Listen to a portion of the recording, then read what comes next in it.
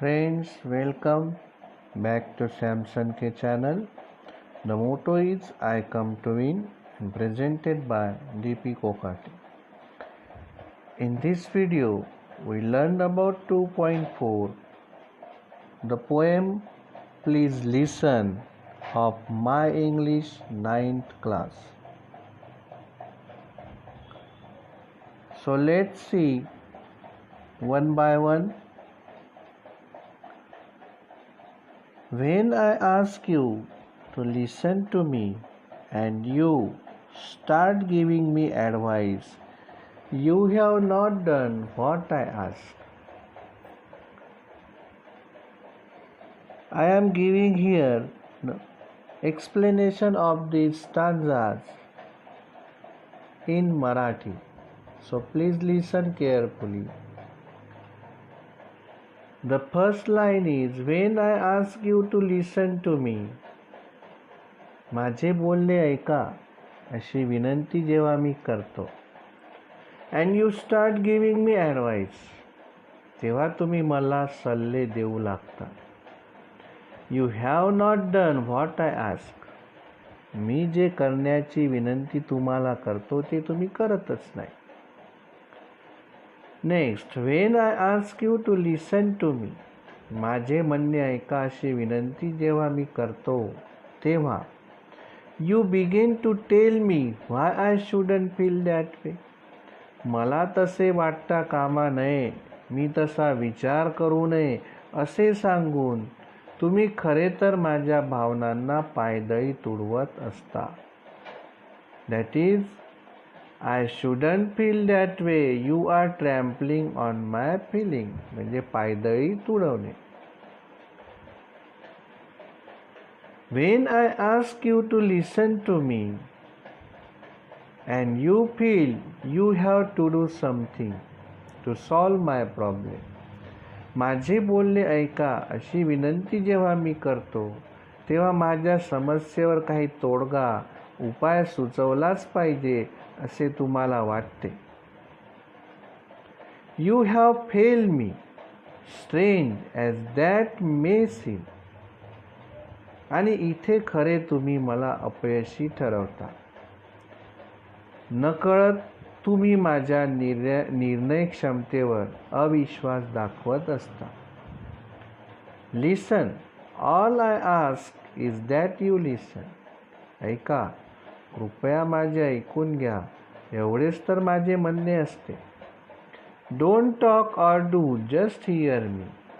कृपया काही सांगू किंवा करू नका, फक्त माझे सांगणे ऐकून घ्या, एवढेच मला म्हणायचे असते.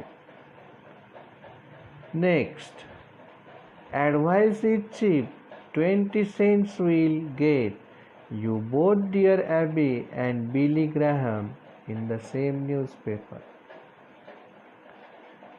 याचा अर्थ, सूचना देणे खूप सहज आणि सोपे असते. चीप म्हणजे स्वस्त, सोपं. अगदी किरकोळ दरात मिळणाऱ्या वर्तमानपत्रातून भावनिक समस्यांवर सल्लेविषयक स्तंभ लिहिणाऱ्या तज्ज्ञाकडूनही ते मिळू शकतात. And I can do for myself. I am not helpless. असे सल्ले मी मिळू शकतो. May be discouraged and faltering, but not helpless. हो, मी थोडा निराश किंवा साशंक झालो असेल, पण याचा अर्थ मी असहाय्य झालो आहे असा मुळीच नाही किंवा असहाय्य आहे असा नक्कीच नाही. स्वतःला समस्येतून बाहेर काढण्या इतपत सक्षम मी नक्की आहे. When you do something for me that I can and need to do for myself, you contribute to my fear and inadequacy. ज्या गोष्टी मी करू शकतो अशा गोष्टी जेव्हा तुम्ही माझ्यासाठी करता तेव्हा खरे तर तुम्ही मला मदत करत नाही, उलट ती गोष्ट करण्याची माझी भीती तुम्ही वाढवता. You contribute to my fear म्हणजे तुम्ही माझी भीती वाढवता. अँड इनॲडिक्वेसी म्हणजेच काय, माझ्या अकार्यक्षमतेतही नकळत तुम्ही भर घालता. But when you accept as a simple fact that I feel what I feel, no matter how irrational, then I can stop trying to convince you and get about this business of understanding what's behind this irrational feeling. मला जे वाटते ते कितीही अयोग्य वाटले तरी त्या माझ्या भावना आहेत.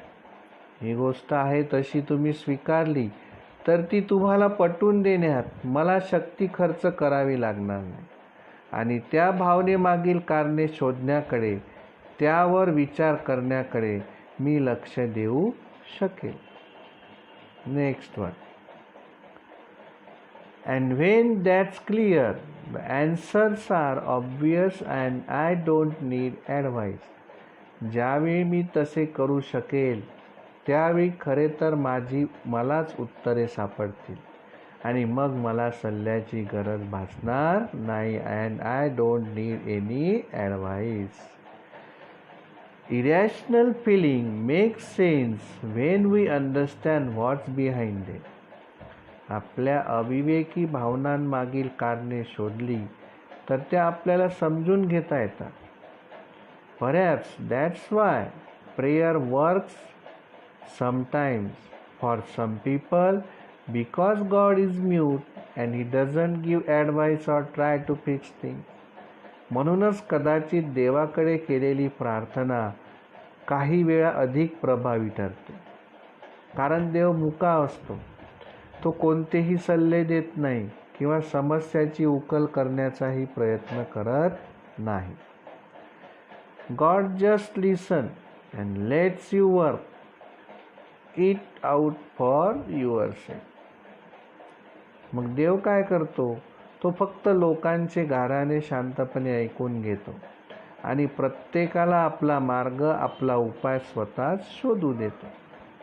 So please listen and just hear me. तेव्हा कृपया माझे बोलणे ऐकून घ्या. And if you want to talk wait a minute. आणि तुम्हाला जर काही बोलायचे असेल तर तुमची वेळ येईपर्यंत wait a minute for your turns and I will listen to you. म्हणजेच तुमची वेळ येईपर्यंत थोडे थांबा, त्यावेळी तुमचे बोलणे मी नक्कीच ऐकून घेईन. तर अशा प्रकारे या कवितेमध्ये लहान मुलाची भावना दाखवलेली आहे. The feelings of a little boy who actually requested his fathers or urged his fathers or mothers, that is the parents, to please listen to him. And now the last but not the least,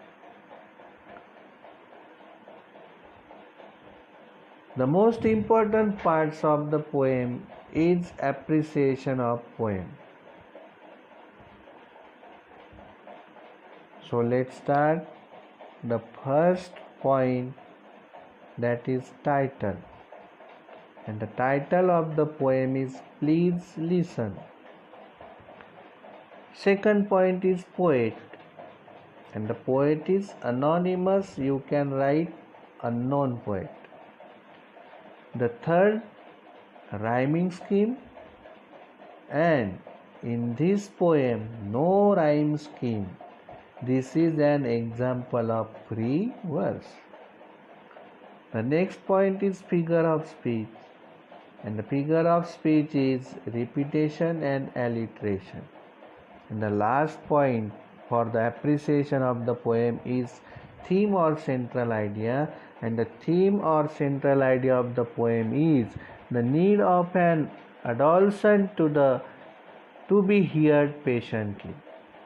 The poem also reflects on our habit of giving advice.